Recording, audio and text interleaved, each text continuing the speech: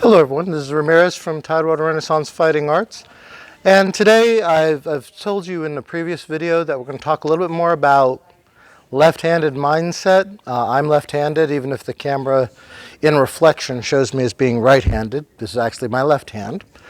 And today I'm going to talk a little bit about the master cut Krumphau, which is a crossed cut. I'm going to talk about it kind of in the textbook way, then I'm going to talk a little bit about it in a non-textbook way.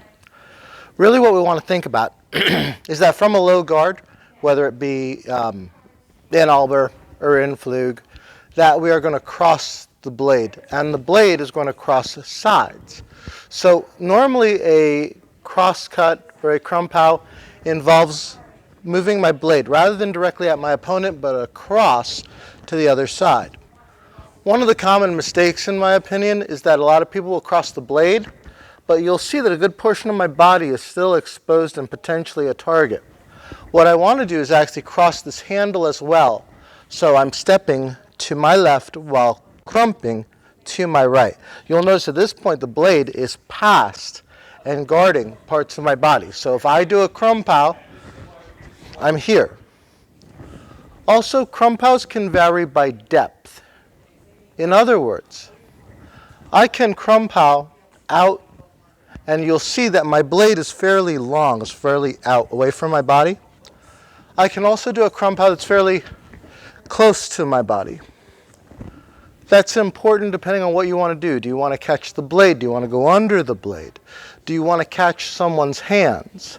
So if I move to my left, Krumphauing to my right with an extended Krumphau, I can actually hit my opponent's wrists.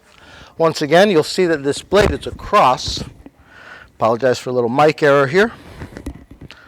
But I can cut across my body rather than directly having it be here where my body is exposed. I can do a Krumphau to the opposite direction. So in other words, I want to cross, and here my hands are not crossed, but my blade is crossing my body. So once again, you'll notice that when I Krumphau to my left, I am stepping to my right, clearing this position and making sure that the blade is away from my body. So we don't want to practice Krumphau's where we stay still and we stay in the middle. We want to move while we're doing that. So if I'm going to Krumphau, I'm going to step out and do my crump. If I'm here, I want to crump opposite, I'm going to step out and do my crump. You could think about it as they're coming this way and that way. But if we wanted to, we could think of this, and this is where I'm going to expand a little past the regular Krumphau. We can also think about it going outside of line. So in other words, let's say as a left-handed person, my right-handed opponent's going to attack from this side, from my left.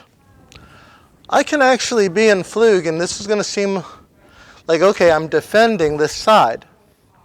I can, in fact, step to my right and Krumphau outwards if I'm stepping out of line, and then follow through with something in line.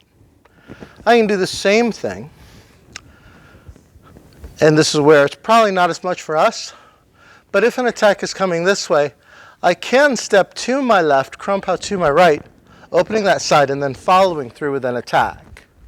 So it's almost like a W shape of every potential. We have 2, 1, and the middle, the 1, skip 1, then 1 that are on this side. So in other words, or I can stay here. Here's a Krumphau, but also if I'm in this stance, that is a potential Krumphau. If I'm on my left side, I could in theory have my standard crump here, but I also potentially, in a refuse position, have a crump that way as well. I think actually that's the textbook one, is going this way, but I also have one potentially here as well. So it's just something to keep in mind. They're going to be less used, that's why they're usually not described, but as a left-handed thinker, you want to think, what are all the realm of my possibilities? So I bring you these two other versions of crump because there are times and situations, especially if I'm left-handed, I have right-handed opponents here We're actually crumping this way, and getting out of line can be very potentially advantageous. This will probably be less so, but just to round it out, I want to make sure that that's included. Once again, when you're thinking about things from a left-handed perspective, you want to think about the possibilities. How do I do something? A lot of times right-handed techniques will be like, this is how it goes. This is what's in the book, and this is why. Thinking outside of the box kind of gives you that advantage of, hey, no one taught me that. Well, no one taught me that either.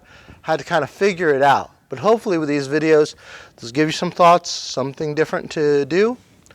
Once again, this is Ramirez with Tidewater Renaissance Fighting Arts. We're located in Norfolk, Virginia, and if you're interested in working out with us and training with us, I'll leave a link in the description. Thank you very much and have a great day.